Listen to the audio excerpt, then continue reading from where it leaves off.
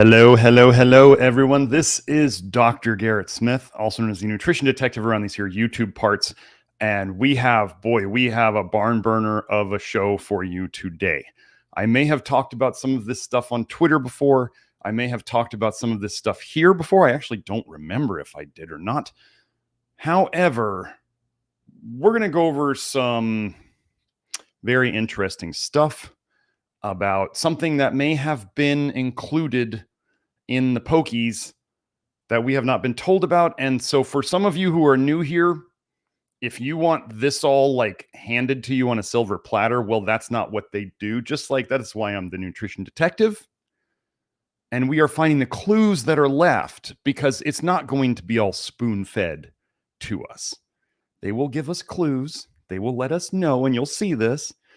And then we, or I, get to figure it out and put it all together and hand it to you and say, here is what this means. So if, just so you know, I'm going to be using certain terms like coof and pokies and jabs. And if you don't know what that means, maybe you're not ready for this yet. Maybe come back after you understand what I need to do to stay on.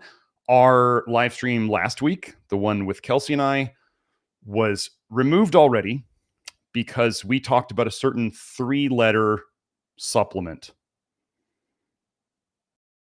So I'm going to be very, very careful here. And most of the times you hear me say certain words, they will be quoted from papers specifically. Okay.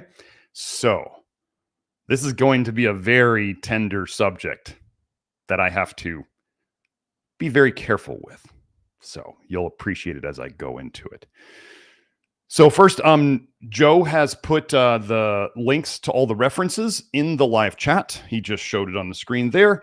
And I believe what Joe and I have been doing recently is he will post a comment below after we're done, and that will have the link to this document. If I haven't, let me go check it, make sure I have made it public. Oh, I haven't yet. Okay, here it is. So I have made that link public on my Google Docs so you all can see it. Sorry if I didn't do that before. And we will head right into this. Okay. Here we go. Let me just make sure Joe's going to... Joe, I shared the screen I want. So first, we are going to go into stuff that I have gone over before, but we're going to be talking a lot about what's called all-trans retinoic acid today. In the literature, it is often called retinoic acid. They just call all trans retinoic acid retinoic acid. That's the way it's mentioned in the literature. There are multiple forms of retinoic acid. All trans retinoic acid is also sold to us by the pharmaceutical companies as tretinoin or Retin-A. So hopefully you are not putting this on your face anymore. And if you do, if you're still doing it, you stop after this because you're going to see stuff that is not good. But I want to emphasize when people go, oh, well, that's the pharmaceutical form and that's not the natural form and they're totally different. No, they're not. Look at this paper. Modulation or changing of plasma as in your blood, all trans retinoic acid concentrations by the consumption of carotenoid-rich vegetables. So people are consuming vegetables rich in carotenoids related to beta-carotene, plant vitamin A, and this is going through the detox pathway to turn into all trans retinoic acid, which is the exact same molecule as tretinoin, as Retin-A, as what they call retinoic acid. It is the exact same molecule. If the scientists can't tell any difference between it, don't fool yourself into thinking that it functions differently in the body, okay? So what I'm saying is if you're eating a significant amount of vitamin A, you are making this all trans retinoic acid in your system. It goes, here's the actual metabolic pathway. You eat beta carotene, let's say. Beta carotene gets chopped into 2, not just 1, but 2 retinaldehydes. Retinaldehyde goes through the enzyme called ALDH, which is very important for everybody who's been here a while. And that turns into retinoic acids, including all trans retinoic acid. So eating vegetables makes your body eventually detox it into retinoic acid, which is not good for you, as you're going to see, okay? I just want you to see this. This study shows that consumption of carrot juice containing high concentrations of the provitamin A carotenoid beta-carotene results in slightly non-significantly increased plasma retinol concentrations. So you guys understand this. Those of you who have been doing this, your retinol, your blood, your serum retinol concentrations don't change that much for a long time. However, what else happened? Strong significantly increased, almost double from 1.2 to 2 plasma or blood concentrations of all-trans retinoic acid. Now, I don't know if you guys saw this, but on Twitter, a woman today was just saying that she was eating like something like, she was trying to tan by eating 6 cans of canned carrots a day. Sent her to the ER with, I believe, liver failure. Something like organ failure or liver failure. I have a whole thread on Twitter called Carrots Are BS. I don't have the link right now. I'm not going to go get it. But if you guys don't understand, she basically ate and then produced retinoic acid, and it was ruining her entire system. So do not think that natural forms of vitamin A, whether it's plant vitamin A or animal vitamin A, are innocent and they won't hurt you, okay? We just saw another example today. So now let's keep going. Now we have to hit on some important things here. This is just from the Santa Cruz Animal Health, a paper on retinoic acid, all trans retinoic acid. I just wanted to hit on this important little thing here. Let me zoom it in. This is classified as a dangerous good for transport and may be subject to additional shipping charges. So if you want to order retinoic acid, it's considered a dangerous good. Okay. Continuing on. Let's cover something that's very important that you guys may not know. All trans retinoic acid, also known as tretinoin or Retin-A, if you are putting it on your face or taking it internally for whatever reason, it is chemotherapy. You are taking literal chemotherapy through your skin. You are absorbing it through your skin. I don't know if you know this, but sunscreen compounds, the ONs, the ONEs, they end in ONE. A lot of those, they've done studies on, I think, 8 different ones of them. 8 different ones. Put them on sunscreen on people's faces or on their skin, and then 24 hours later, they could find every single compound in their blood. So if you are putting Retin-A on your skin, you are taking it, you are basically putting it in your bloodstream.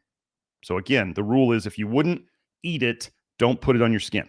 That's the most harsh rule of cosmetics.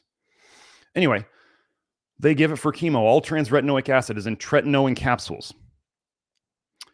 What should I tell my care team before I take this medication? They need to know if you have any of these conditions: high cholesterol, liver disease, an unusual or allergic reaction to tretinoin, vitamin A, parabens, other medications, foods, dyes, or preservatives.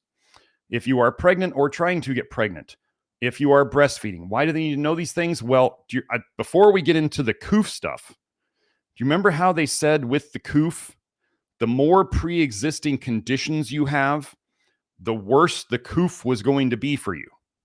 I want you to understand that retinoic acid plays a role in this, and that the more vitamin A toxicity somebody has to begin with, which would mean more retinoic acids and other vitamin A compounds around, the worse their health conditions are, the more health conditions they have, and the worse their, what we call the flu, or what the COOF is, the toxic bile dump of stuff is going to be. So the sicker the person, the more toxic they are. The more toxic they are, when they dump all this bile, the sicker they get. There's a reason why all of this went together, whether it was obesity or diabetes or high cholesterol, or so what do we talk about here a lot? Cholesterol is a detoxing agent. So if you have here's the 2 things. High cholesterol means you are toxic. That's what it means. Low cholesterol that hasn't been earned through detoxing, low cholesterol is actually worse. So like you want your cholesterol to be correct, not just high, but not low. It's been shown, that's why when people say, oh, low cholesterol is associated with like schizophrenia and stuff like that, they're super toxic, but they're not making cholesterol as a protective mechanism. Liver disease. What does vitamin A ruin? Oh, allergic reactions to vitamin A. How could you have an allergy to a vitamin? That's weird. If your liver can't tolerate other chemicals. Pregnant or trying to get pregnant, because it causes birth defects. Anything that causes birth defects is bad for adults too. It's just more likely to be very obviously negatively affecting the fetus because they're forming, right? And breastfeeding, because it goes into the milk and it will poison the child. Okay, what may interact with this medication? Do not take this medication with any of the following: other retinoids, vitamin A supplements. Why? Hopefully you know. I'm not going to read all these. This medication may interact with the following, all of these. What are they trying to push now? The azoles? Vitamin A compounds react with the azoles? That's weird. So let's see what else was. Oh, this medication may increase your risk to bruise or bleed. I don't know if you guys saw this, but there's a lot of internal bleeding with the COOF and with the pokies. Do you know that vitamin A depletes vitamin K? That's a weird coincidence. I have a whole video on that. What side effects may I notice from receiving this medication? We're setting all of this up for later. Side effects that you should report to your care team as soon as possible: allergic reactions, bleeding, blood clots. Hey, that's a weird symptom that I seem to remember hearing about connections to certain things. Fever, cough, dizziness, feeling faint or lightheaded, shortness of breath, bone pain, sudden weight gain, swelling of the ankles, hands, and feet, which may be signs of differentiation syndrome. Differentiation syndrome used to be called retinoic acid syndrome. They changed the name. It's only retinoic acid that does this syndrome, but they changed the name from retinoic acid syndrome to differentiation syndrome. As we're going to get into later, a common enough symptom of retinoic acid syndrome was something called myocarditis. Another weird coincidence. High white blood cell level. Your white blood cells are your cleanup crew. Don't think of them as your army. Think of them as your cleanup crew. So things that raise your white blood cells that you take that are known to be toxic are doing so because your body's trying to clean it up. Increased pressure around the brain, severe headaches, change in vision, blurry vision, nausea, vomiting. Well, those of us here know that nausea and vomiting are bile dumping, toxic bile. Increased pressure around the brain, also known as idiopathic intracranial hypertension.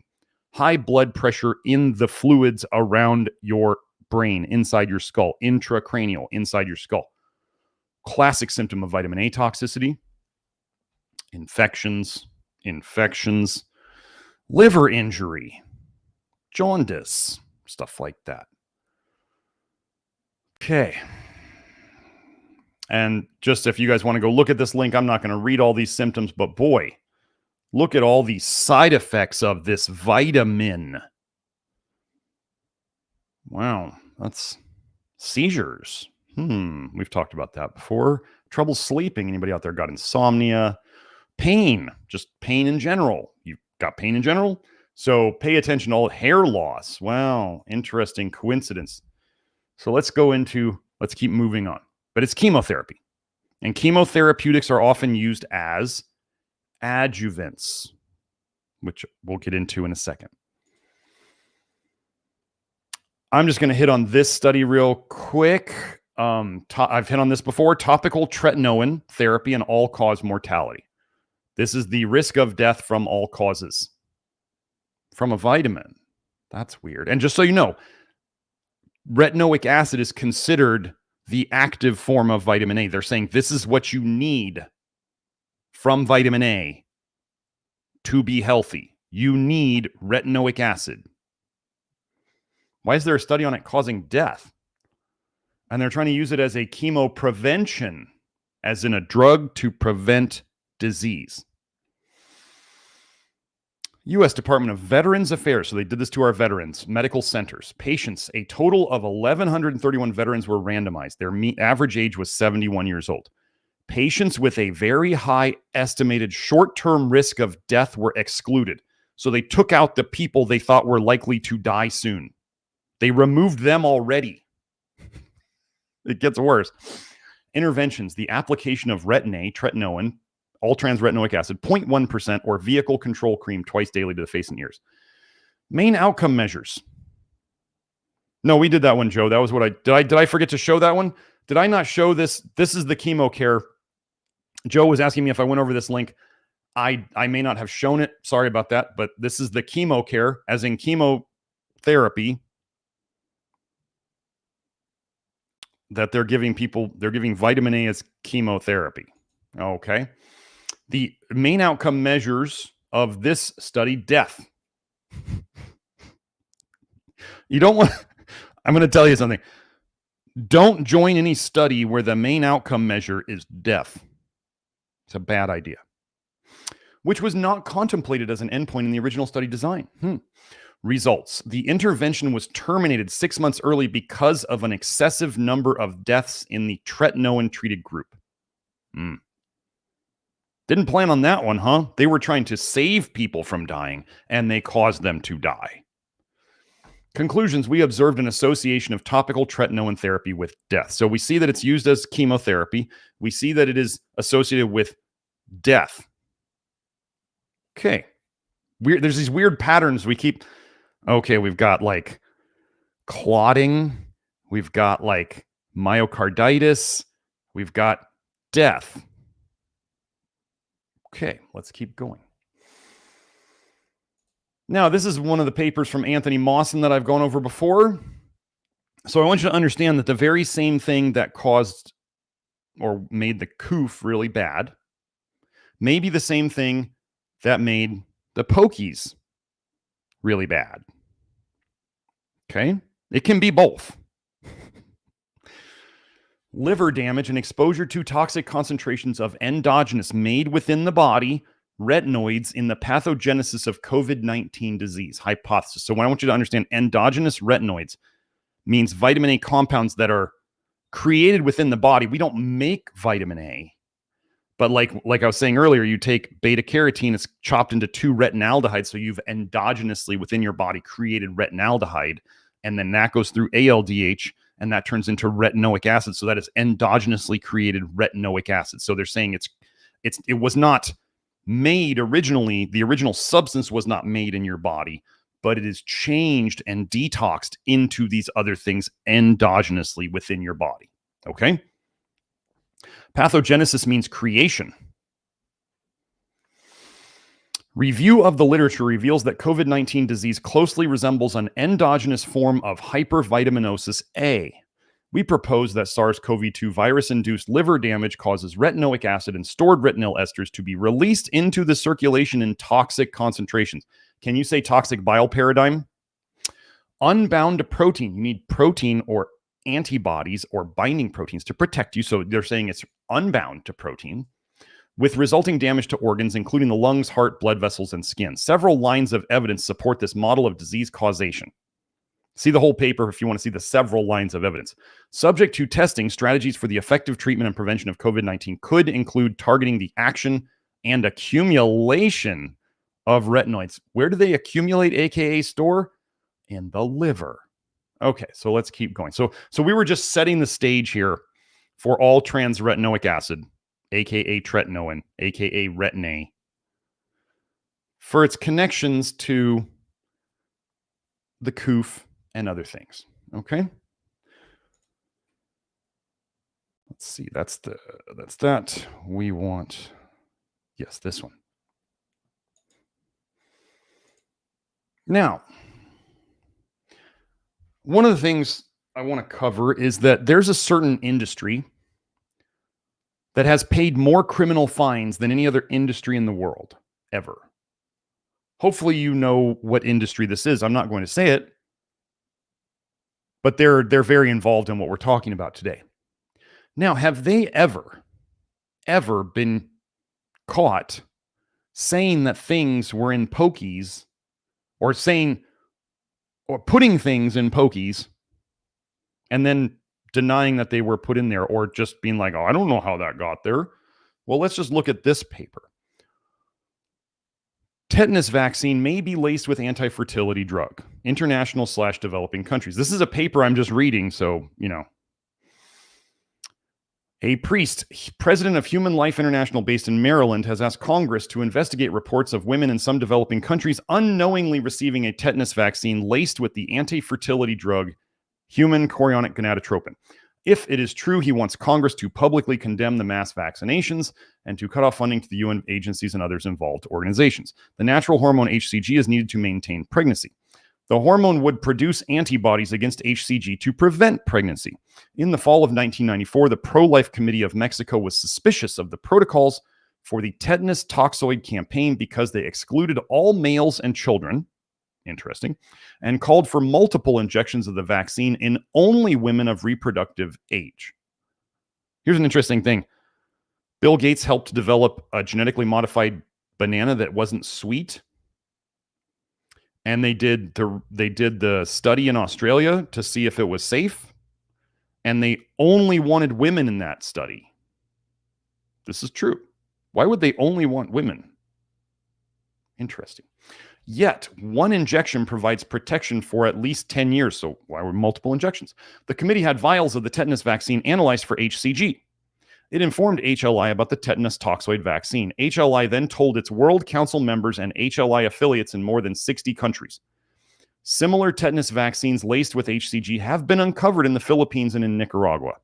In addition to the World Health Organization, other organizations involved in the development of an anti-fertility vaccine using HCG included the UN Population Fund, the UN Development Program, the World Bank, the Population Council, the Rockefeller Foundation, the U.S. National Institute of Child Health and Human Development, the All India Institute of Medical Sciences, and Uppsala, Helsinki, and Ohio State universities. The priest objects that if indeed the purpose of the mass vaccinations is to prevent pregnancies, women are uninformed, unsuspecting, and unconsenting victims. Now, before YouTube decides to take this down, I am simply reading a paper off of PubMed. These are not my statements. This is quoted in the medical literature. Okay? Now, moving on. We're going to go into lipid nanoparticles. Okay? Fat-based nanoparticles. Interesting thing, retinoids in general, vitamin A compounds, are fat soluble. Okay. Here's the quote. Lipid nanoparticles have emerged across the pharmaceutical industry as promising vehicles to deliver a variety of therapeutics. Currently in the spotlight as vital components of the COVID-19 mRNA vaccines, lipid nanoparticles play a key role in effectively protecting and transporting mRNA to cells. Liposomes. Oh, wait, for some of you taking liposomal supplements, you may not want to do that. I'll tell you why in a second. Liposomes, an early version of LNPs, are a versatile nanomedicine delivery platform. A number of liposomal drugs have been approved and applied to medical practice. Subsequent generations of lipid nanocarriers, such as solid lipid nanoparticles, nanostructured lipid carriers, and cationic lipid nucleic acid complexes, exhibit more complex architectures and enhanced physical stabilities. With their ability to encapsulate and deliver therapeutics to specific locations within the body,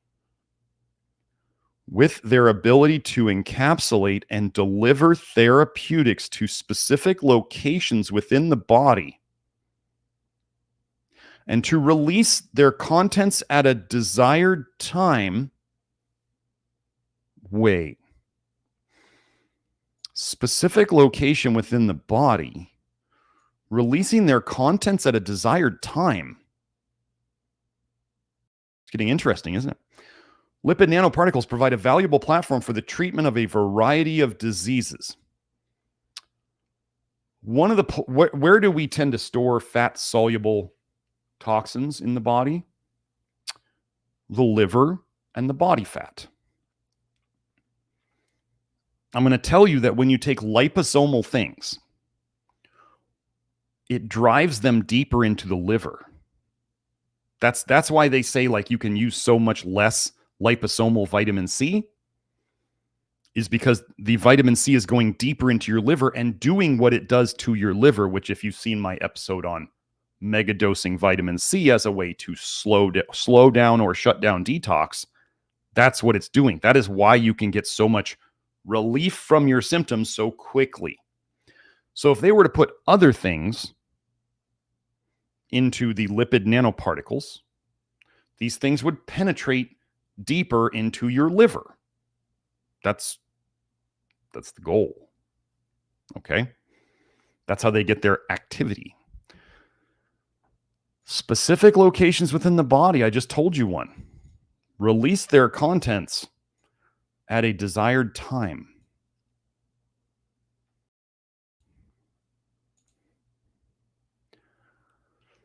Now, one of the things about the COOF jabs was that they had proprietary ingredients. They had undisclosed ingredients. Okay? I mean, you have no right to know what you're putting in your body, do you?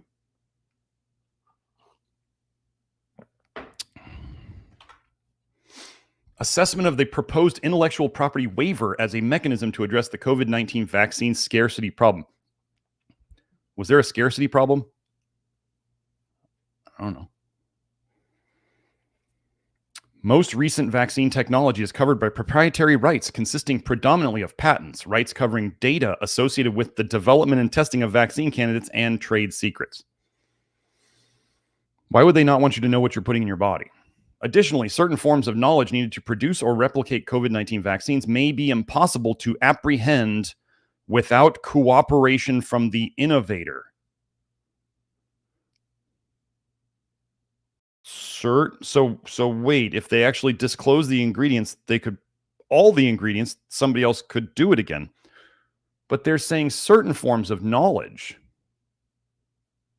needed to produce or replicate COVID-19 vaccines may be impossible to apprehend without cooperation from the innovator. What if there was a recipe for a dish and somebody put it out on the internet, but there was a secret ingredient that they didn't tell everyone? Could they make the same dish? No. Okay.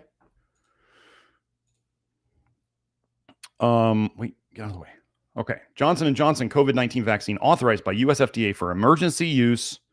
First single shot vaccine in fight against global pandemic. I'm just going through this. Yeah. Okay. So we covered, we're going to go over Pfizer and Moderna and a bit of Johnson & Johnson. Johnson & Johnson's COVID-19 vaccine. The company's COVID-19, this is Johnson & Johnson's website themselves. Oh, sorry, Joe wants me to zoom. The company's COVID-19 vaccine leverages the AdVac vaccine platform, a unique and proprietary technology that was also used to develop and manufacture Janssen's European Commission-approved Ebola vaccine regimen and construct its investigational Zika, RSV, and HIV vaccines. For those of you who are new here, we're not big believers in virus theory.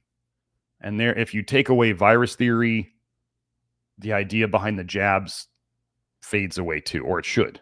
So if you're out there and you're saying you don't believe in viruses, if that's what you're saying, and yet you still support pokies, you're missing something. So now let's go into, so we have this proprietary stuff. Okay. I'm going to try to zoom in on this. So this was a post on Instagram by these PIC physicians. Okay.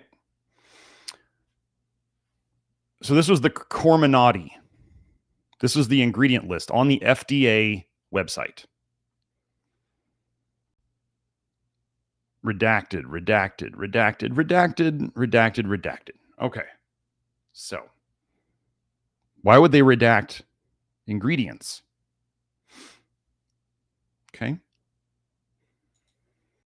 And then we have PolitiFact getting into, they're saying a redacted ingredient of the Pfizer COVID-19 vaccine is just water. Well, that makes no sense. Even if it's true, why would they redact it? Okay. Why would they need to say this? The Pfizer vaccine does not contain a mysterious ingredient undisclosed to the public.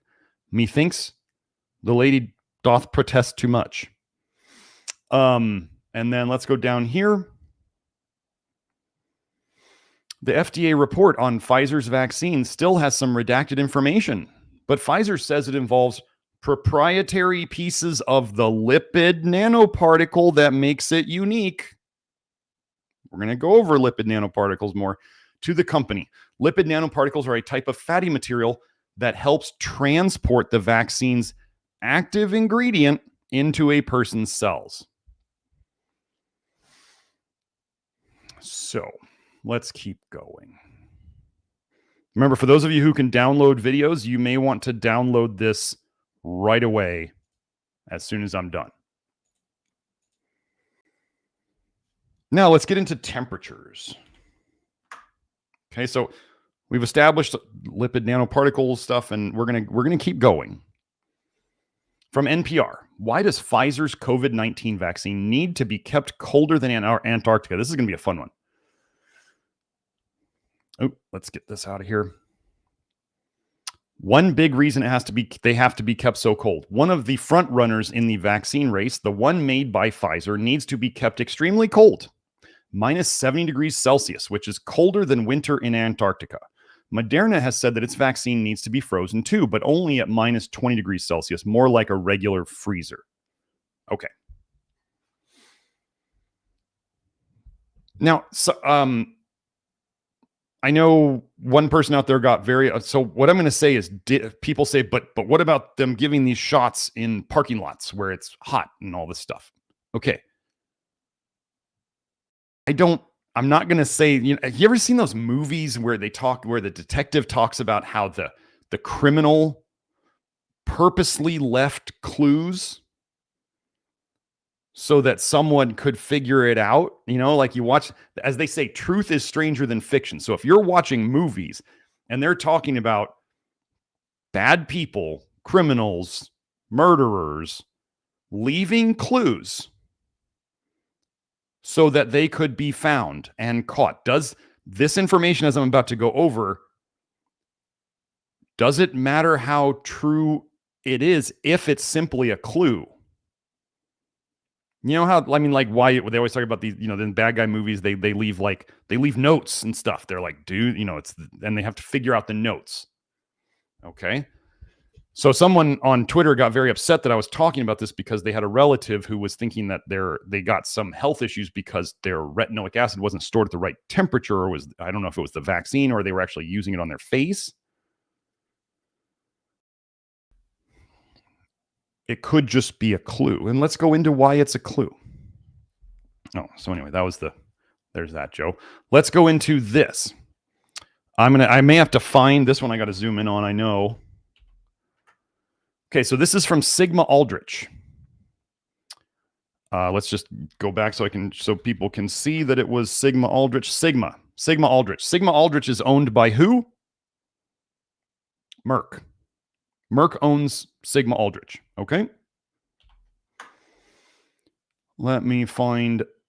I marked this, but it's not sticking. The marking isn't sticking. Okay, so remember those two temperatures that we talked about, minus 20 and minus 70.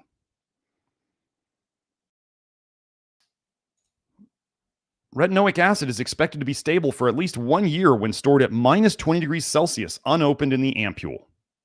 So no air, no light.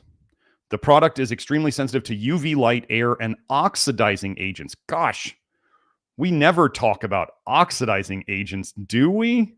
That'd be crazy. Okay, so now let's go down. Where was the next one? Oh. Solutions should be stored under argon in the dark and at minus 70 degrees Celsius, preferably, or at minus 20 degrees Celsius. That's weird that those numbers are coming up again, right? Well, let's go into this paper. The effects of storage and handling conditions on concentrations of individual carotenoids, plant vitamin A, retinol, animal vitamin A, and tocopherol in plasma. So these are vitamin A compounds, not just retinoic acid, but vitamin A compounds. All analytes were stable in plasma stored at minus 70 degrees Celsius for at least 28 months, or at minus 20 degrees Celsius for 5 months. By 15 months, the concentrations of carotenoids were significantly less in plasma stored at minus 20 degrees Celsius than in plasma stored at minus 70 degrees Celsius, while retinol and tocopherol concentrations were not significantly different.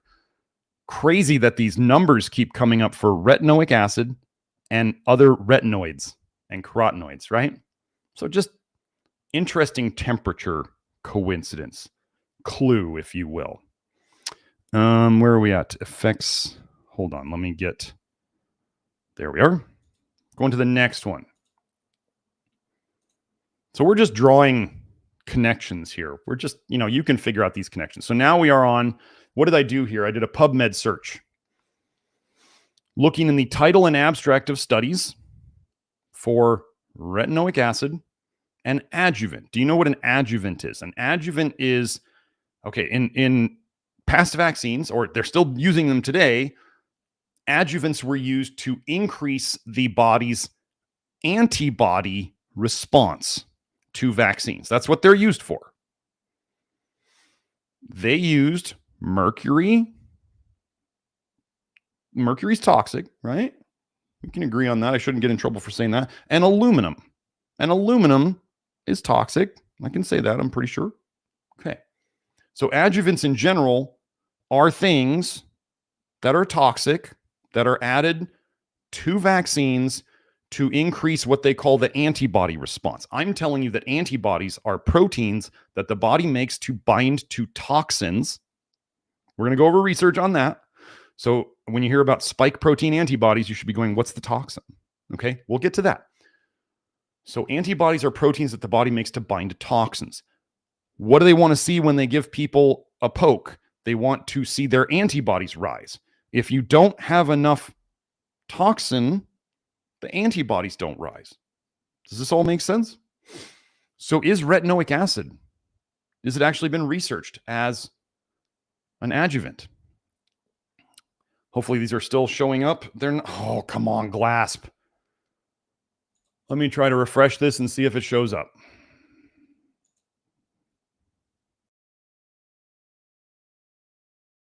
Oh, come on now. Okay, well, let me refresh this again. GLASP is doing its playing dumb thing. Okay. Well, here's the funny thing. Vaccine adjuvants as potential cancer immunotherapeutics. Wait, is retinoic acid a chemotherapy? Interesting coincidence. I thought I had one early on. No, we'll get to there, but all these have retinoic acid and adjuvant in the title and abstract. This does not look like the same search. No, something is not working with this search. Let me do this. Oh, we're on the third page. That's why. Oh, an error's occurred. Nice. Let's go all the way back.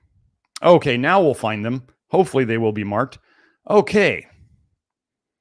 Nano-encapsulated all-trans retinoic acid as an adjuvant for mucosal vaccines. Potential use of retinoic acid as an oral vaccine adjuvant.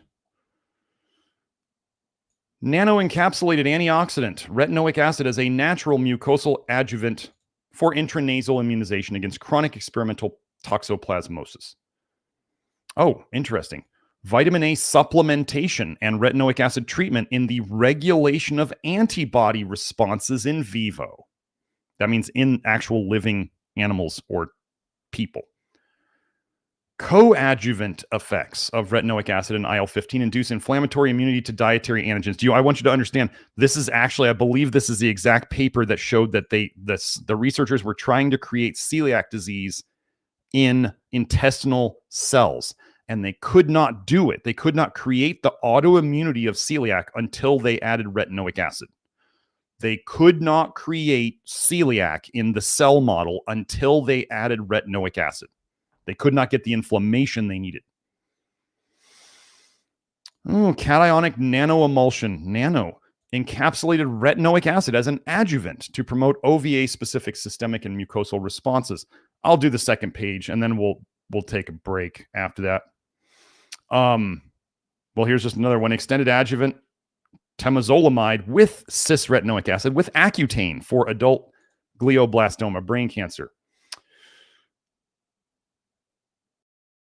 Nano-encapsulated retinoic acid as a safe tolerogenic adjuvant for intranasal vaccination against cutaneous leishmaniasis.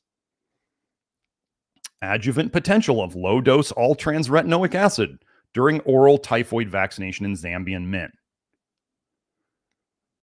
Yeah, so you see, they've done plenty of studies on retinoic acid. I'm sorry about that at the start. I couldn't figure out where my highlights had gone, first of all, and I couldn't figure out where all the papers went. So yeah, plenty of research looking at retinoic acid as an adjuvant for pokies.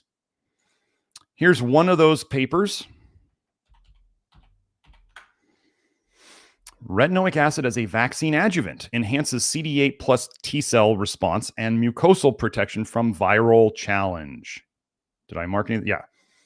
Thus, ATRA appears to be useful as an adjuvant during vaccination to increase memory T cell responses and protection from viral infection at mucosal sites, and may facilitate the development of more effective vaccines against mucosally transmitted pathogens such as HIV. Well,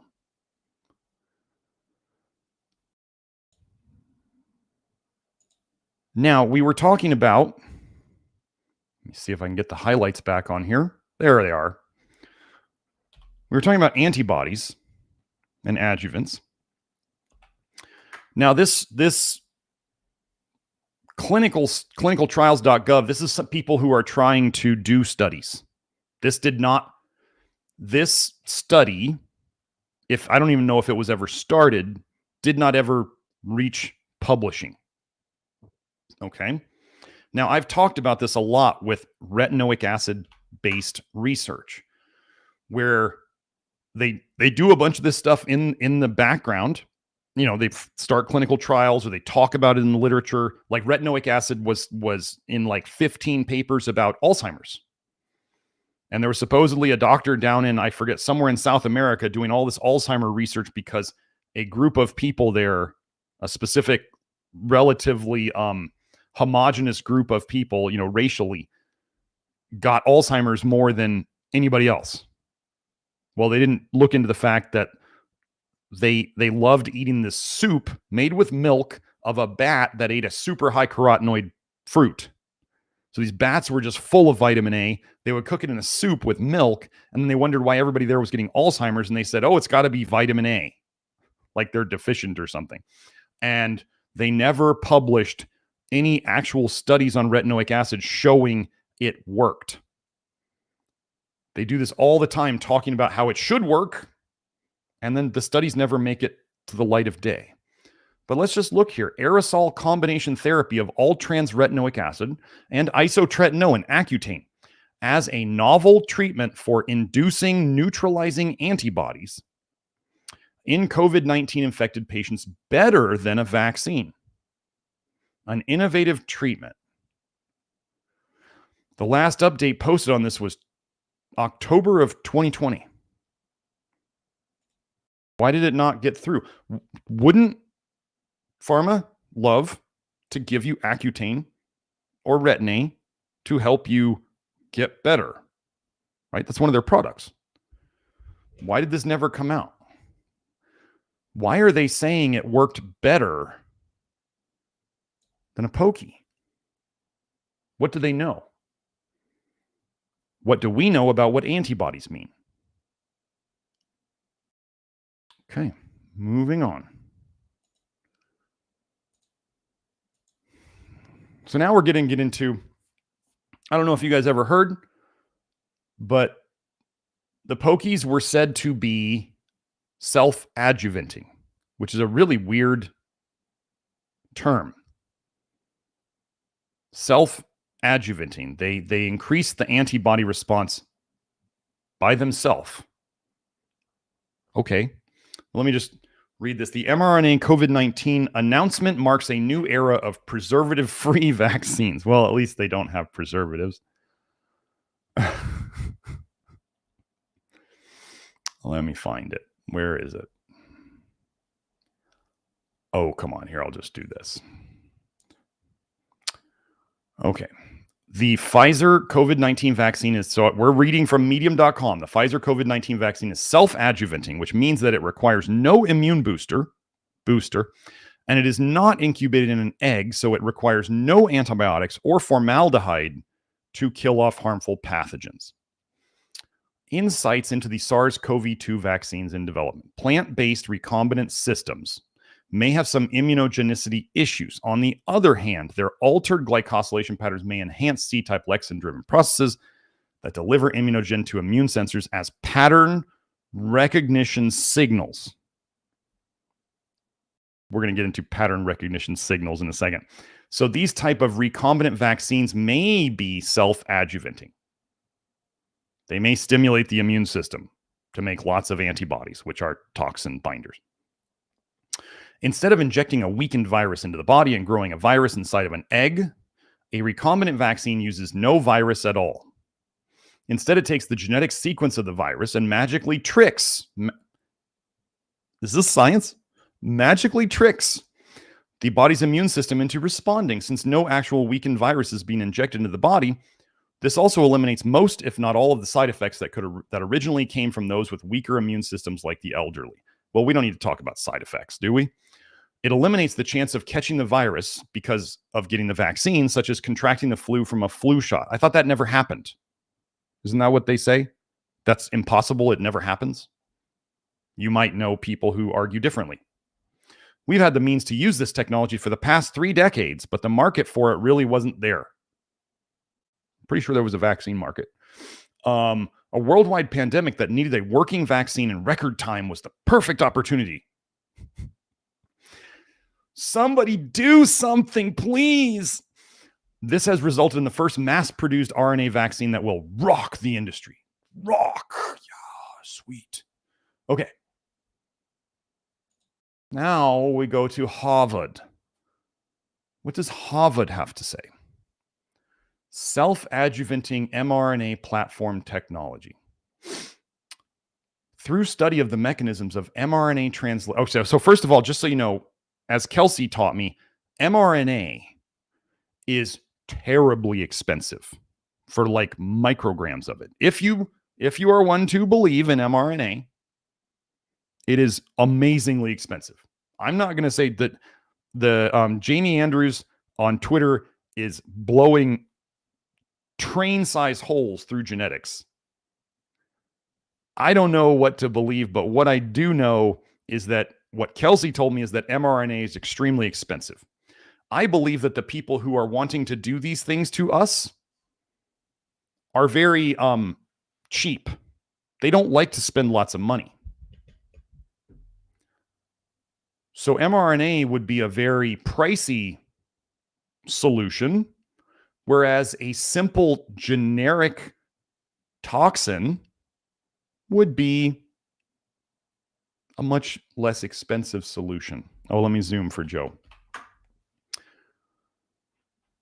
Through study of the mechanisms of mRNA translation and innate immunity, the Church Lab found that a critical aspect of generating a strong immune response to the vaccine was to activate the RIG-1 virus surveillance mechanism of the cell. We're going to get into RIG, R.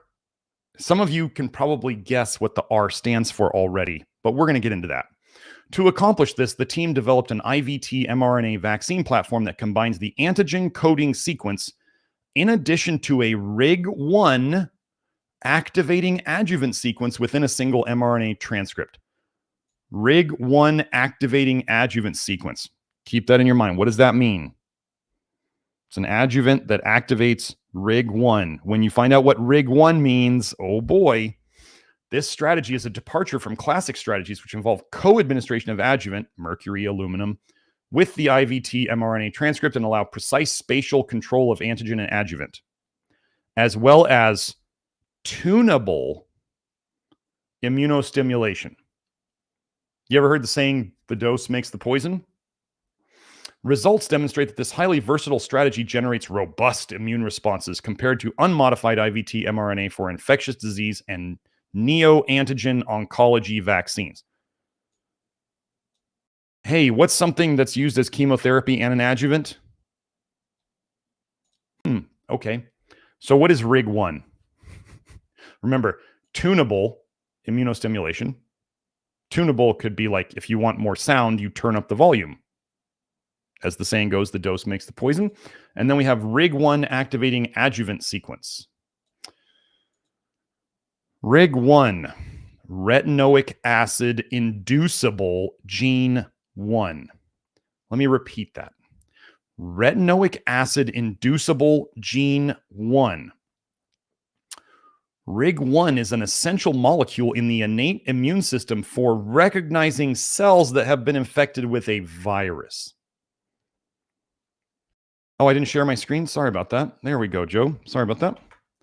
Here it is. Now, for those of you who are going to poo-poo me using Wikipedia here, I'm just getting a definition and you should get over yourself because this is what RIG stands for. Okay? So if we like, okay. So a retinoic acid inducible gene is an essential molecule for recognizing cells that have been infected with a virus. Well, gosh, what could virus mean then? That's weird. Now, let's get into, I don't know if I needed this. Oh, yeah. Yeah, let's get into this one. Now, this is a, Joe, I don't have all the links on this paper, so I just have the link to my old research forum. But again, we kind of talked about this, but I wanted to go into what we call, quote unquote, the long coof. Okay? Now, I need for you guys to understand this. Long coof is not a new concept. If you believe that the coof was just the flu, you can go and look up in the research. There is something called post-influenza syndrome, which happened in the past. Post-influenza syndrome would be where people got really sick with the flu, and then they had symptoms and problems that stuck around after it. Okay? Could it have been from shots? Possibly. I'm not going to deny that. But could it also be from when we understand toxic bile paradigm? These people dumped a ton of toxic bile into their system, and it caused a bunch of damage. Like think of the rains and the flood, right? So it's raining a ton. The flood is happening. This is when you're in the most danger. This is the flu. Then all that flooding is causing damage. Then the rains clear up and the flu goes away. And there's tons of damage left that takes a very long time to fix. And maybe it doesn't all ever get fixed. Now do you understand post-influenza syndrome? And now do you understand long coof? Don't think that long coof is only from the shots. It can be from the coof, post-influenza syndrome. And it could also be from the pokies. Okay. So adjuvants cause autoimmunity. That would be a residual symptom, wouldn't it?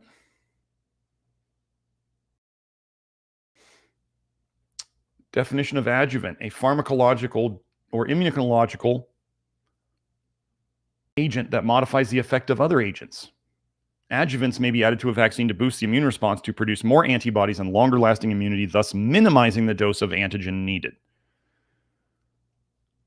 Okay. So there is something called human adjuvant disease. Let me open this up. Joe, I'll send you this link. So I just did a search for human adjuvant disease on PubMed. Human adjuvant disease, human adjuvant disease, human adjuvant disease, human adjuvant disease, human adjuvant disease. Do you see that this is, okay. Joe, I'm going to send you this. You can post it. So adjuvants are known to cause disease. It's a weird coincidence. Now you can see these other these are I'll just link them all.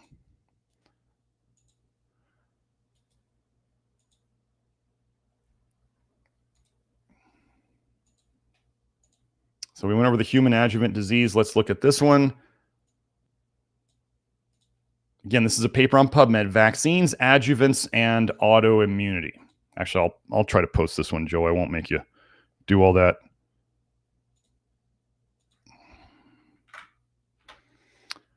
So there's that one. Vaccines, adjuvants, and autoimmunity. Adjuvants and autoimmunity.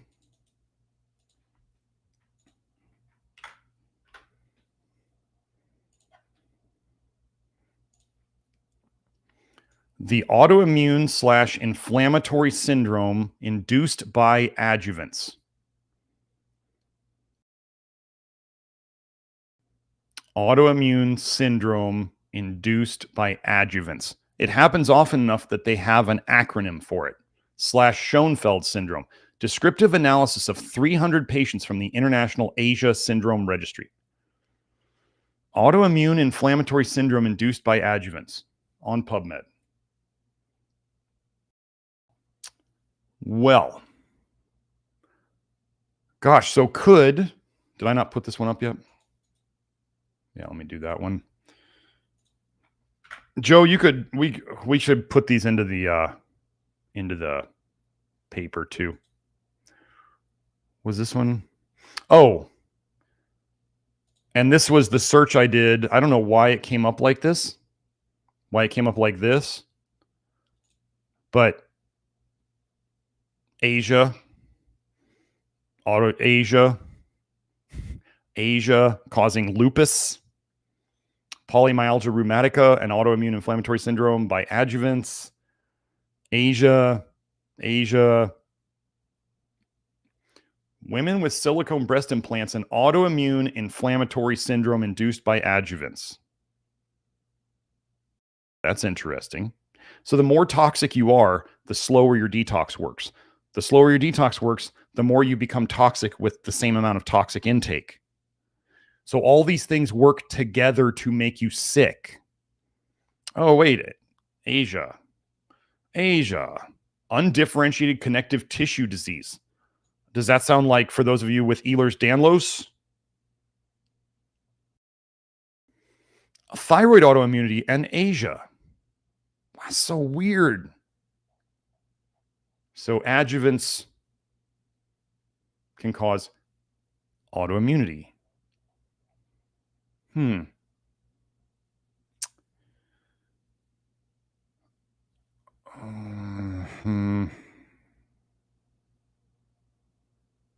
That. Now let's get into lipid nanoparticles. So remember, lipids are fats.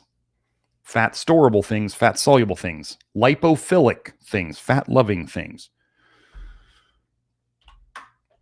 mRNA vaccine delivery using lipid nanoparticles. Now these were the particles. These were the proprietary ingredients of what we're talking about. Among potential non-viral vectors, lipid nanoparticles are particularly promising. Indeed, lipid nanoparticles can be synthesized with relative ease in a scalable manner. Wait, if it's complicated mRNA, how are they synthesized with relative ease? You know what is synthesized with relative ease? Retinoic acid. So the nanoparticles protect the mRNA against degradation. Well, what were they talking about? What was the problem with the carotenoids and the retinoids and the retinoic acid? They didn't want them to degrade. That's why they kept them at such cold temperatures. So might they need protection? Facilitate endosomal escape. I need to look that up because I'm not quite sure what they're saying with that. They can be targeted to the desired cell type by surface decoration with ligands or things that bind to other things. And as needed can be co-delivered with adjuvants. I thought mRNA it was self-adjuvanting. Is it self-adjuvanting?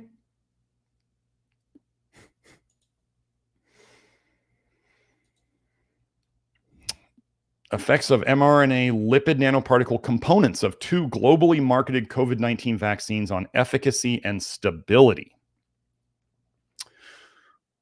Again, I'm just establishing that they are lipid nanoparticles. During the COVID-19 pandemic, Pfizer, BioNTech, and Moderna successfully developed nucleoside-modified mRNA lipid nanoparticle vaccines. We know this. I think that's all I have on this one. I'm just establishing that they were lipid nanoparticles. So now we get into the research of, did they do any research on putting, so we know that retinoic acid has been studied as an adjuvant. We know that retinoic acid has caused autoimmunity. We know that retinoic acid is now it's going to be put in lipid nanoparticles. Okay. All trans retinoic acid loaded lipid nanoparticles as a transdermal through the skin drug delivery carrier. So if they can put it through your skin, what do you think happens when they poke it into you? All trans retinoic acid loaded nanostructured lipid carriers, that's NLCs, ATRA loaded solid lipid nanoparticles, SLNs. It can be concluded that both the SLNs and NLCs are promising dermal drug delivery systems for ATRA. Okay. Surface-anchored microbial enzyme-responsive solid lipid nanoparticles enabling colonic budesonide release for ulcerative colitis treatment. I want you to pay attention to this. Remember how they talked about like time release earlier with the lipid nanoparticles? They kind of talked about like they can make it release at a certain time. So what is budesonide? It's a corticosteroid drug. That's not really that important. What's important here is this. Oh, let me make it a little bigger. Sorry. I can hear Joe in my head. The release rate and colon-specific release behavior of budesonide could be easily modified by regulating the number of coated layers. Do you understand what they're saying? They can time release it.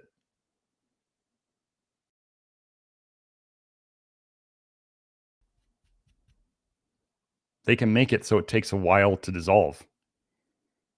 It would be interesting to have, if there was such a thing as different batches out there with different time release on them so that it showed up at different times.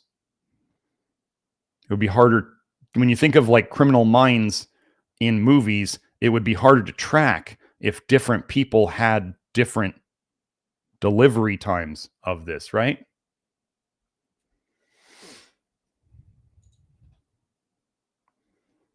And this was one of the papers we already went over. Nano-encapsulated retinoic acid is a safe tolerogenic adjuvant for intranasal vaccination. Another way they can put it in against cutaneous leishmaniasis. Do I have anything on this? In sum, these data show that RAAS is an effective and safe tolerogenic adjuvant or immune stimulator for intranasal vaccination against leishmaniasis. So we've established nanoparticles. We've established adjuvant. Let's keep going. This was nano-encapsulated, right? Some people wonder, well, what about, so we went over Pfizer and Moderna. What about J&J? I want you to pay attention to this. So remember how they stopped having to do the cold temperatures? They stopped talking about it after a while. 2-hydroxypropyl beta cyclodextrin increases aqueous solubility and photostability, so as in light doesn't degrade it, of all trans retinoic acid. Okay? I don't think I need to read much more here. It increases the water solubility of it and the photostability, so it doesn't degrade to light, of all trans retinoic acid. Did I say anything else about this? Yes. These results show that it is possible to develop a parenteral formulation. That's basically any way that it gets into you other than through your mouth, and or an aqueous oral formulation of all trans retinoic acid by using 2-hydroxypropyl beta cyclodextrin. Okay. So let's look at this. This is from, who made this? American Chemical Society, CAS, the division of the American Chemical Society. Let me make it bigger so everybody can see it. So again, ingredient list of U.S. approved COVID vaccines from the American Chemical Society. Okay, that was over, again, we're going to show you here, CAS, Division of the American Chemical Society. Let us scroll down to get that thing out of the way. Oh my goodness. I don't want the AI assistant. Thank you very much.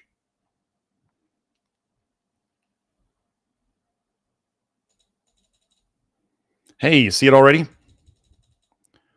What was that? 2-hydroxypropyl beta cyclodextrin. Which one is this one? Oh, it's the Johnson & Johnson Janssen COVID-19 vaccine. It's really interesting that it would have beta cyclodextrin. Close this. Okay, Joe. So Johnson & Johnson didn't need the super cold temperatures. What a weird coincidence.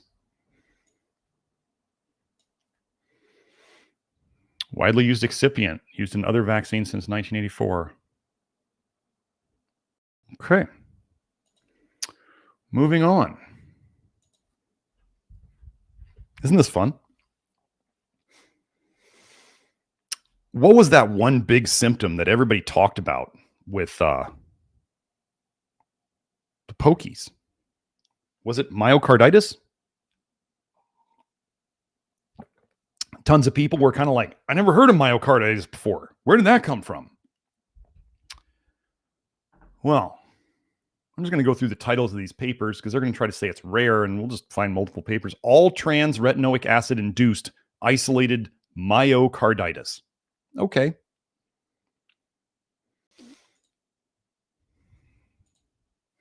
A case of all trans retinoic acid induced isolated myocarditis in the absence of circulating malignant cells. Demonstration of the T1517 translocation, the inflammatory infiltrate by in situ hybridation. Let's just look at this. ATRA induced isolated myocarditis. Okay. A rare case of perimyocarditis induced by all trans retinoic acid administration during induction treatment of acute promyelocytic leukemia. Okay. 2 cases of isolated symptomatic myocarditis induced by all trans retinoic acid. Are you seeing a pattern yet?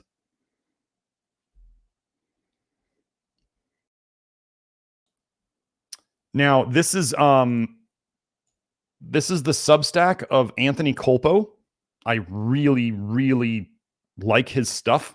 He is, him and Tim Truth are like, when I see people who I respect their ability to research and put it together, like Tim Truth and Anthony Colpo are 2 of those people. So they're saying that myocarditis was still present in 80% of the cases at 6 months. Gosh, wait, what does vitamin A do in the body? Does it accumulate and store?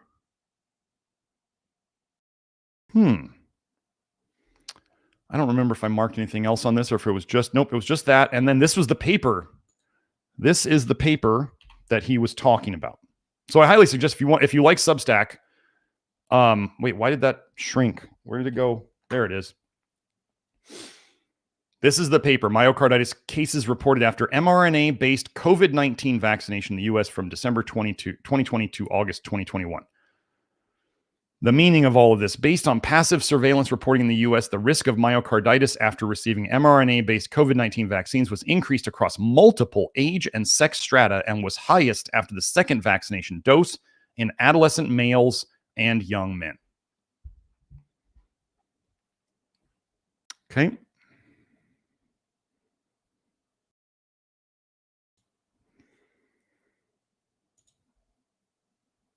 Oh, yeah, wait, do I still have, yeah. So remember that thing where they were talking about ACE2? And there was all this talk about ACE2 with the COOF. And there was, people would say, oh, more ACE2 would cause, I think they were saying more ACE2 would cause you to get more COOF or worse COOF. So here's the paper, COVID-19 angiotensin converting enzyme 2, ACE2 expression and tissue susceptibility to SARS-CoV-2 infection. Gosh, can we connect retinoic acid to this too? That would be weird. Angiotensin converting enzyme 2 is not only an enzyme, but also a functional receptor on cell surfaces I don't know how something is an enzyme and a functional receptor. We're starting to get into those magical things that they talk about through which SARS-CoV-2 enters the host cells, because viruses don't move on their own. They don't do anything. And is highly expressed in the heart, kidneys, and lungs and shed into the plasma. ACE2 is a key regulator of the renin-angiotensin-aldosterone syndrome, the RAAS. SARS-CoV-2, or potentially, I don't know, could it be related to retinoic acid, causes ACE to ACE2 balance disruption. So it's causing this ratio to get imbalanced. And RAAS activation, which leads ultimately to COVID-19 progression, especially in patients with comorbidities, or let's just say pre-existing toxicities, such as hypertension, diabetes mellitus, and cardiovascular disease. Therefore, ACE2 expression may have paradoxical effects, helping SARS-CoV-2 pathogenicity, yet conversely limiting viral infection. Do you smell the BS that they're cooking here? Oh, it's good for it, but it's bad for it. Oh, it's good for it, but it's bad for it. This is what they do when they're talking about toxicities, folks. Remember, every vitamin A paper that's going to show that it's bad will start out with, but it's so necessary and good. And they're like, then they get down and they're like, oops, it messed the animals up, or it messed up the people, or whatever. Like the retinoic acid in veterans study, where more of them died early. Okay. So they say it messes up the ratio, huh? What does the next paper say? Upregulation of angiotensin converting enzyme 2 by all trans retinoic acid in spontaneously hypertensive rats. Upregulation of ACE2 by ATRA. That was a weird coincidence. So SHR means spontaneous hypertensive rats. In ATRA-treated spontaneously hypertensive rats, a significant upregulation of ACE2 expression, which is either an enzyme or a receptor or both, expression was observed in heart and kidney. In conclusion, chronic ATRA treatment increases gene and protein expressions of ACE2. Remember, it also messed up the ratio. So let's get into that. Association of all trans retinoic acid treatment with the renin-angiotensin-aldosterone system expression in glomerular rats. So remember, the COOF messed up the ratio. What does retinoic acid do?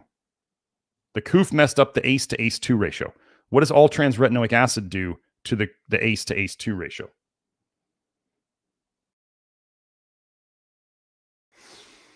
They had the sham operation group, they had the glomerulosclerosis model group without treatment, and they had the glomerulosclerosis model group treated with ATRA. ATRA markedly increased the mRNA and protein expression of ACE2 compared with just the group that didn't get it. Okay? ATRA is associated with RAAS expression in GS rats. Oh, I forgot to say, this is the one with the ratio. So how would you mess up a ratio?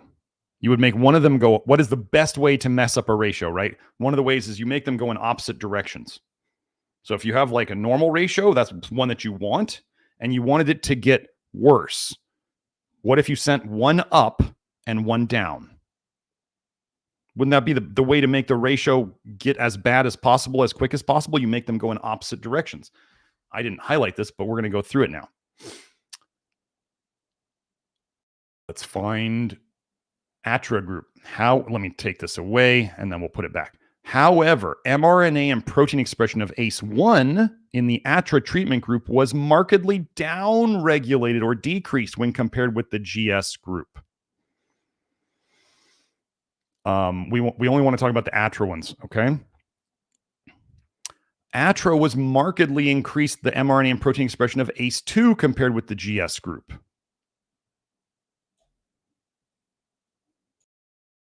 So ACE1 was down-regulated and ACE2 was up-regulated. Do you remember? Let's go look at this one again. This thing causes ACE to ACE2 balance disruption, as in the ratio gets messed up. That's really weird that retinoic acid does that same thing. Oh, and RAAS activation.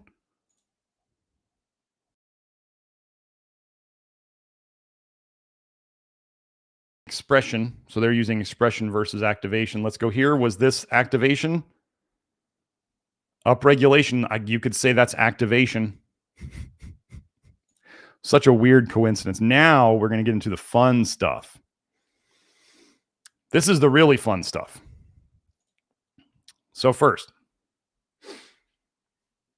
retinoic acid binding protein. Okay.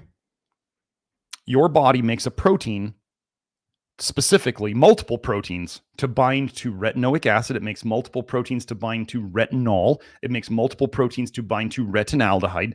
The more binding proteins the body makes around something, the more toxic it is, the more your body's having to protect you from all sorts of things. Did you know that LDL binds vitamin A? Did you know that? Which one's the bad cholesterol? Oh, it's LDL. Do you know that triglycerides go way up from vitamin A toxicity? Joe, I don't know which link you needed. Do you remember which link it was, Joe? Or did I find a new link? This one. Oh, you don't have this link? Here, I'll post it up. I thought it was in there. It's the Science Direct one. Let me see. I'll see if it's there. Yeah, the retinoic acid binding protein and overview. It's there. Okay. Where's my...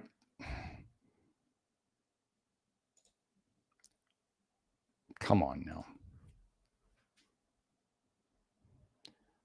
There it is. I don't know why the internet is getting bonkers. Cellular retinoid binding proteins. So there's multiple. Cellular retinoid binding proteins, CRBP, are present in the cytoplasm of many types of cells. These proteins are similar in structure and size, and each contains a single binding site that preferentially binds a particular form of retinoid, retinol, retinaldehyde, or retinoic acid, often preferring a specific isomer. 4 cellular retinol binding proteins, 1, 2, 3, 4 CRBPs, and 2 cellular retinoic acid binding proteins, CRABP1 and 2, are expressed in many different cells, yet each has a different tissue distribution. I was in a paper, they just said retinaldehyde. I just found another paper this week, or I looked deeper into it. I'm trying to remember which paper it was, but there is cellular retinol or retinaldehyde binding proteins. Your body doesn't want any of this stuff running around without it being bound. Here's the excuse, right? These proteins function as chaperones. Why would a vitamin that's good for you need a chaperone? Chaperones are to keep people out of trouble, right?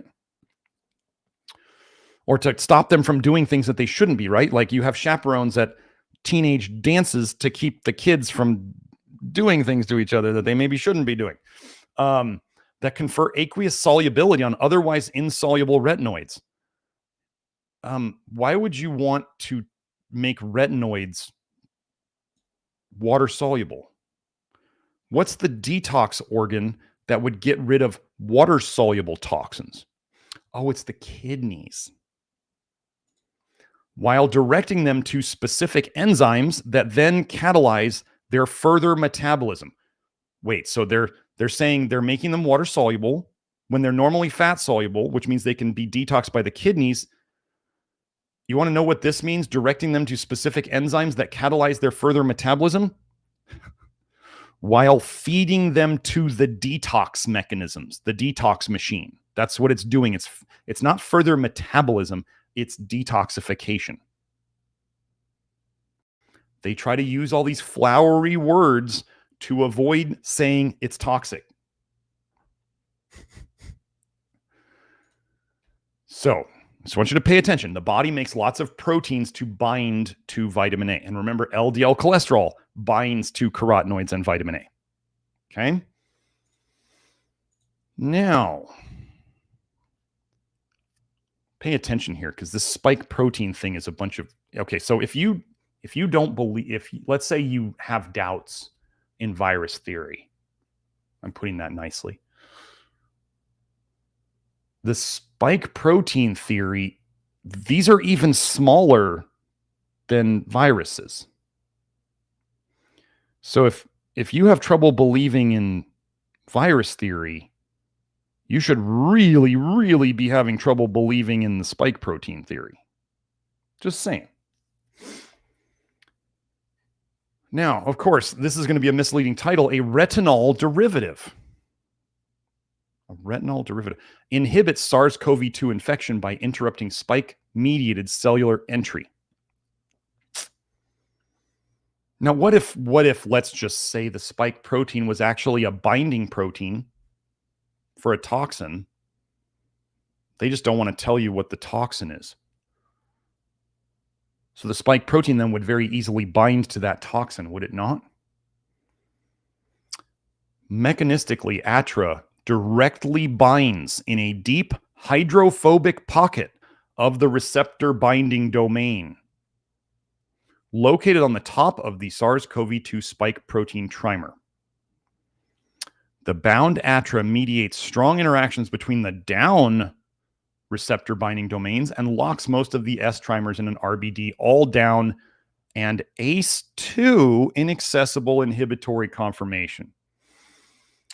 First, remember the duration paradox here. If they are doing these studies in cells,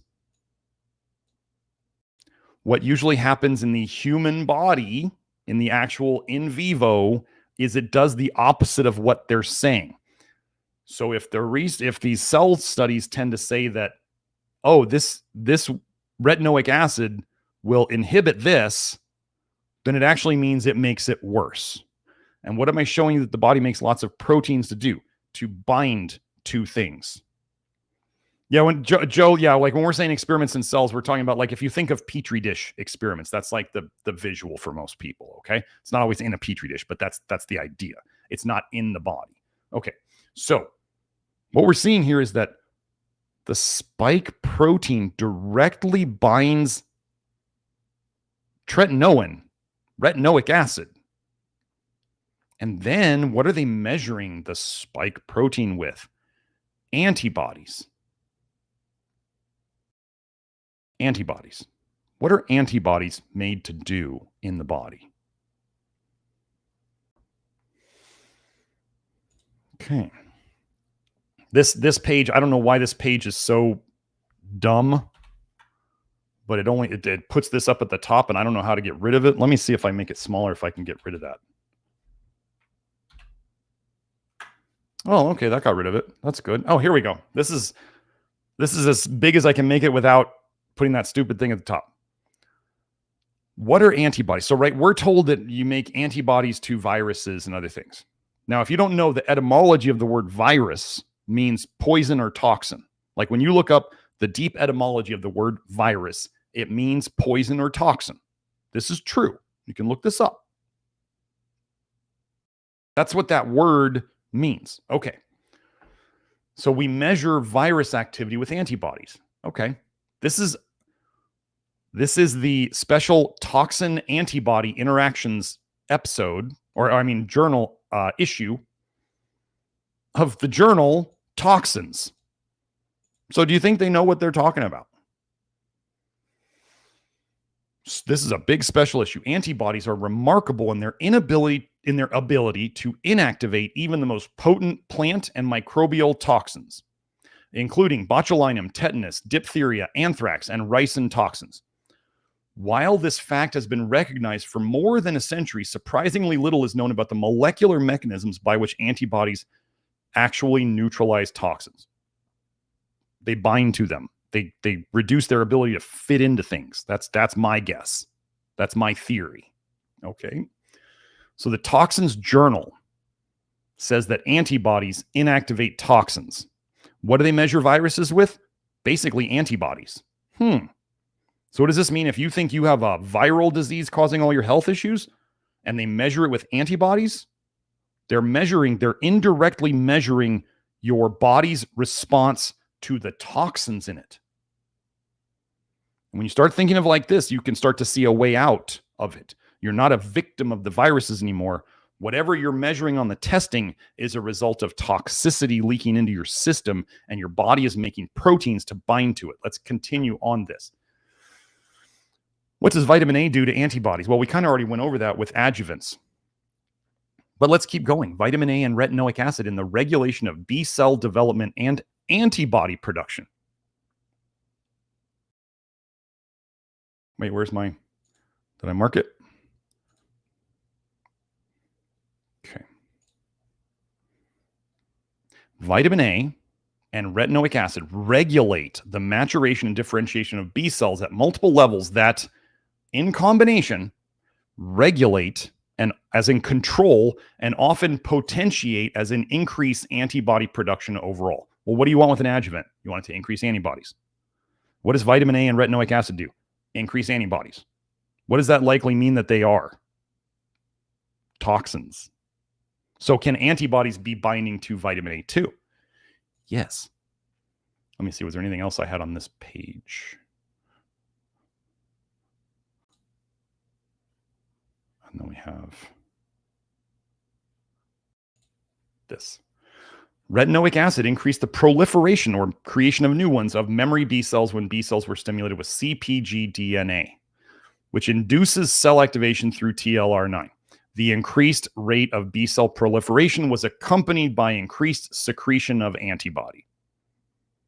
And there was one more. So we're just vitamin A, retinoic acid increases antibody production. That's why they'd want to study it as an adjuvant, related to mercury and aluminum. Retinoic acid promotes the expansion of a subset of B cells which undergo further differentiation syndrome, both processes leading to the promotion of antibody production. I think that's enough on that one. I'm not going to go read that last one. Yeah, we got enough on that. Okay, now, what happens? What happens to antibody production when there's not enough poison around? What happens when they give shots and there's not enough base poison? Prevnar 13 vaccine failure in a mouse model for vitamin A deficiency. Are you seeing the pattern here? You seen the pattern? In a mouse model for vitamin A deficiency, which these diets are never correct, they always make the mice sick. We found that PCV13, the vaccine, failed to elicit binding and neutralizing antibody activities. Remember how they said antibodies neutralize toxins? And we have binding proteins. So there wasn't enough vitamin A and they didn't get their vaccine response that they wanted. Interesting. Now, one of the things that a lot of people talked about during the COOF was monoclonal antibodies. What do you think, after watching all of this, what do you think the monoclonal antibodies were actually binding to? Did they ever tell you what they were binding to? No, they didn't. Antibody treatment of toxin poisoning, recent advances.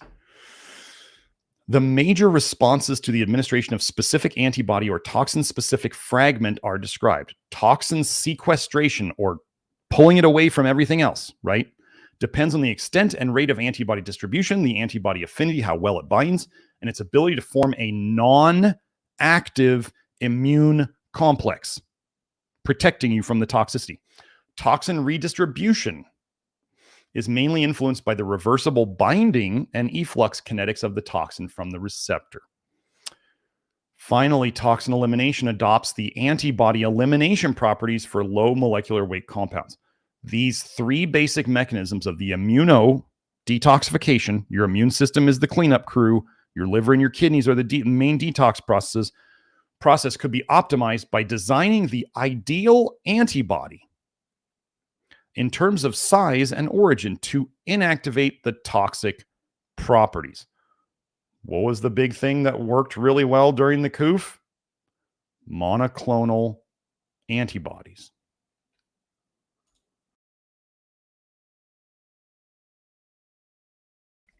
Another from the Toxins Journal, Monoclonal Antibodies and Toxins, a Perspective on Function and Isotype. Antibody therapy remains the only effective treatment for toxin-mediated diseases. The development of hybridoma technologies has allowed the isolation of monoclonal antibodies with high specificity and defined properties. And numerous monoclonal antibodies have been purified and characterized for their protective efficacy against different toxins. This review summarizes the monoclonal antibody studies for 6 toxins: Shiga toxin, pertussis toxin, anthrax toxin, ricin toxin, botulinum toxin, don't get your Botox, and staph and enterotoxin B, and analyzes the prevalence of monoclonal antibody functions and their isotypes. Here we show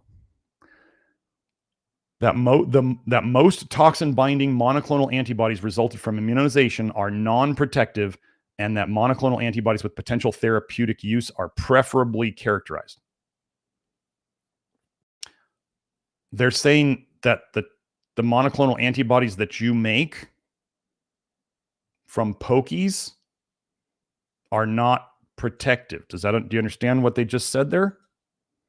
Most toxin-binding monoclonal antibodies made by your body resulting from pokies are not protective. And that the ones that they're making that are specific are preferably characterized. Okay?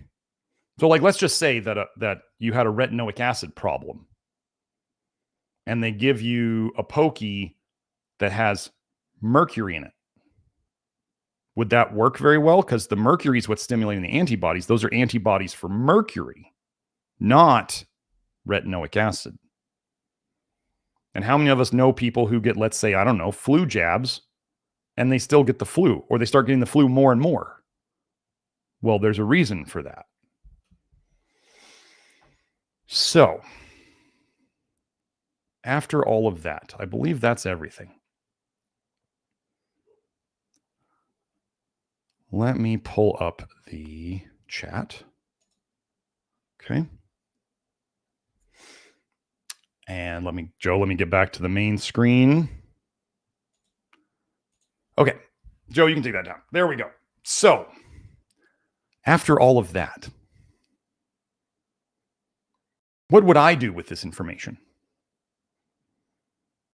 Well, myself and my children, there will be no pokies. And we are going to make sure that we generally minimize, reduce, eliminate sources of retinoids and carotenoids that turn into retinoic acid in our system. And what do we see with people who have been doing the program long enough? Well, they don't get sick anymore. Weird. Oh, I just paused for a second. So, yeah, that's the gist. So now, if somebody, let's say, had chosen or been aggressively urged to get some of these, what might they do? Well, they could join the Love Your Liver program and start the do-it-yourself approach to detoxing yourself of these retinoids and retinoic acid and all of this problem. You could work with some of our health facilitators, doing hair testing and blood testing and working, getting the more focused approach where you get access to the Love Your Liver program as part of doing a testing and consultation package. And then you get the consult with them, you get the lab testing included, and then you get access to all of us, myself included, with their 6-month package. 6 months package includes the consult, it includes your testing, it includes the 6 months access to the office hours, which is where myself and the other practitioners each have one session a week, and then it includes lifetime access to the Love Your Liver program. So I do want to get to a couple of the questions, but that's where we would work on it. Yes, that is where we would work on it. I do believe that, okay, people seem to think that whatever got in them is stuck in them for good. I don't believe that. I don't believe that at all.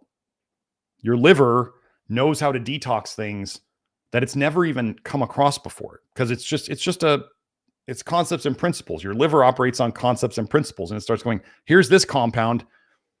It kind of fits into this category. How do we break it down? Like I've shown before on Twitter, I showed that microplastics were showing up in the gallbladder. Well, how would microplastics get into the gallbladder if the liver didn't put them in the bile that then went into the gallbladder? So the liver can detox microplastics. Other people out there are saying the liver can't detox microplastics. Well, I'm going to say that it probably can. But what our goal is with all of this, to fix, I mean, we have a woman with lab results that she fixed primary biliary cirrhosis. She fixed cirrhosis of the liver and the bile ducts. Lab proven. Her hepatologist, her liver doctor, discharged her. And we have another woman who was also discharged by her hepatologist because her fatty liver and her other liver issues that showed up on imaging went away. So do I believe that what would the big concern with any pokies be? Liver injury. You can look up liver injury and pokies. That's the biggest concern. That's where it causes the most damage. And then you can get feedback, or what am I thinking? Down the route, you can get kidney problems. You can get other problems, skin problems, like detox problems. We help people fix these all the time. Your body can heal itself. And even still, let's say if you're one of those people who are like, I'm stuck, I got it, I can't get it out of me, I don't know what to do. You can always make yourself healthier than you are now. Like, I mean, just think, I'm going to do a bad, I mean, this is not a great example, but let's say somebody's if they're missing both their legs, okay? What can they do? Well, they could make their upper body stronger and make their upper body as functional as possible, right? They could always, they don't have to like do nothing. They can get really healthy and they can work on their upper body strength. So the stuff that they can do, they can do. Okay, this is not meant to be mocking. This is saying, don't give up. That's not what we do here. That's not what we do in the Love Your Liver program, and that's just not what we do. You can always make your situation better, and if you can make your liver better at processing toxins, it can dig deeper into your system to detox things. Right? It's just like you go through school. You learn a little bit of math, you learn how to add and subtract, and then you learn how to multiply and divide, right? Well, let's say you had a traumatic brain injury and you forgot all your math. Well, you'd have to start over again, but you could learn again. You could always become better at math than you were after the injury. Okay, you can always make things better, or if you're a negative person, you can say, I could make things less bad. Okay, so that's what... Yeah, Victoria said, why would a vitamin A need a chaperone? Don't chaperones keep people out of trouble? Correct. Yes, if you had a troublemaker molecule running through your system, you would want it to be escorted. And actually, that's what Mawson has shown in multiple studies. When these things are not bound, when vitamin A is not bound by a binding protein, it causes much, much, much more damage. This is known. Like, why would a vitamin be running through your system causing damage unless it was chaperoned? The cope in the science is just pure cope. They're like, we have to say this is good. We have to. So let me, we do have a super chat and it is 12 o'clock. So I got to get going pretty soon. Fernando's asking, what spore-based probiotics do you recommend for putrefactives? I take the Bifido, Sunfiber, and Lactoferrin. 10 years of coffee on an empty stomach hurt my gut. Fernando, you're in the program, right? Have you, I mean, the things, the three that, okay, there are tons of probiotics out there. And we don't know exactly which one each person's going to need. And I've seen people, okay, so for those of you who are like, well, I can take that gut biome test and I can poop in a jar and send it to him. Okay, I had a guy, he took that test. I forget which one he came up low in. It was either Bifido or Lactobacillus. So he took the probiotic that the test said he was low in, and he felt worse. And then he took the probiotic that the test said he was high in, and he felt better. What's going on? If you go and you read not testimonials, reviews on like Amazon for any probiotic, go look at the 5-star reviews and look at the 1-star reviews. And you will find people there who are like, this probiotic gave me IBS that hasn't gone away. And then you'll find people who say this probiotic fixed my health and changed my life. Why can both of these do this? Because it's affecting your gut biome. Your gut biome can actually modify your bile acids into more toxic or less toxic forms. And if you pick wrong, you could cause a problem. And if you pick right, you could improve things. Can we tell you, just like that gut biome test, did that tell the guy the right thing to do? I mean, if he felt better on lactobacillus, if it was lactobacillus, I don't remember which one it was. But why would we give him the one he feels bad on? That doesn't make any sense. Go with the one that he feels better on. So the only spore-based probiotic I do, okay, so what was it? Does anybody remember what the spore-based probiotic is that was in MegaSpore? I've been over this before.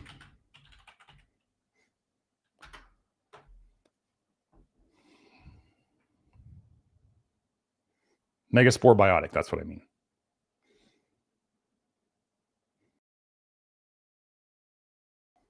Now, okay, so I know it's a bacillus, yes. Okay.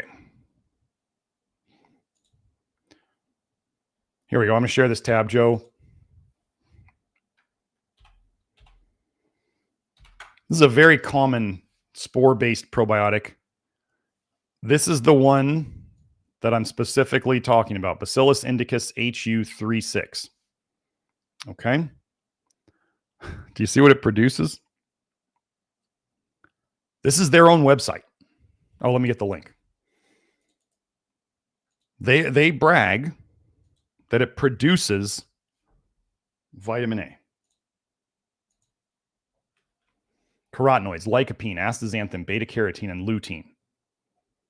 Produces quinols and vitamins.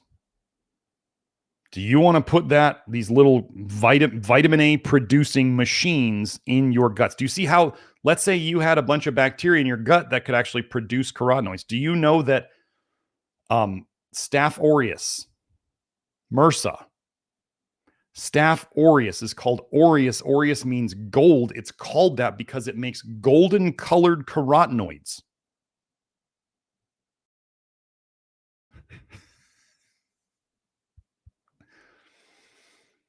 And it causes lots of problems, and they have trouble with their antibiotics and all this stuff on it. Well, gosh, do you know that there's studies where they use carotenoid, they make carotenoids with bacteria out of sewage sludge. So if you put that together and we go, well, you're already too toxic, sewage sludge, and there's the wrong bacteria in you that can make carotenoids. You can turn sewage sludge into carotenoids. MRSA can turn garbage into carotenoids. I don't remember what the other ones were. Oh, produce. Bacillus subtilis HU58 produces nattokinase, a PGP inhibitor, which also means it inhibits ALDH. So you're going to put these into your system. I'm not saying to do this. This is full spectrum of B vitamins, including all the toxic ones like B6. Yeah, I'm going to pass on this one. So first of all, if you're going to do any spore-based probiotics, realize that they don't tend to stay in your system. You tend to have to keep reseeding them, which means that they're not like necessarily naturally occurring to your gut, or else like when you put a seed in a garden and the seed in the garden get along, right? They grow and then it makes more seeds. And then you could basically grow like, the forest keeps itself going because the soil and the things living there, they work together. Well, spore-based probiotics, putting spores in your gut doesn't necessarily mean that they're going to keep reproducing. Okay. But definitely, if it were me, I would not be buying any probiotics that brag about making carotenoids or B vitamins or that stuff. If you wanted to try one, The one that some people have had success with is lactospore.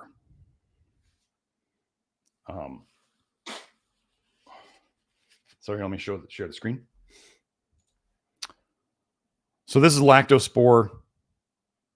We've had some people try it, and they've done quite well on it. Not everybody has amazing things on it. Some people say they don't feel anything, but this is the only spore probiotic that I typically will recommend.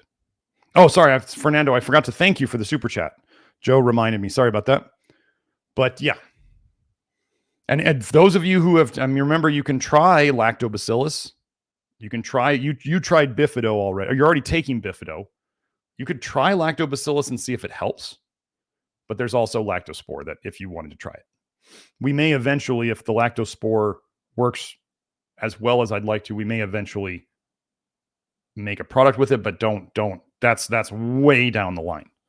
That is way down the line. Okay. So thank you for joining me today. Like I said, I think we're getting close to wrapping it up. Kelsey sent me a message saying, are there any black helicopters yet? Not yet. Not that I know. Nobody's knocking on my door. No helicopters over my house yet. But if you want to, if you have the ability to download this, you might want to. We don't know what will happen.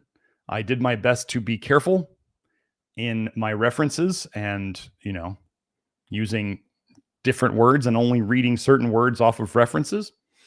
So anyway, that is, I think that's about it. So let me hit the links.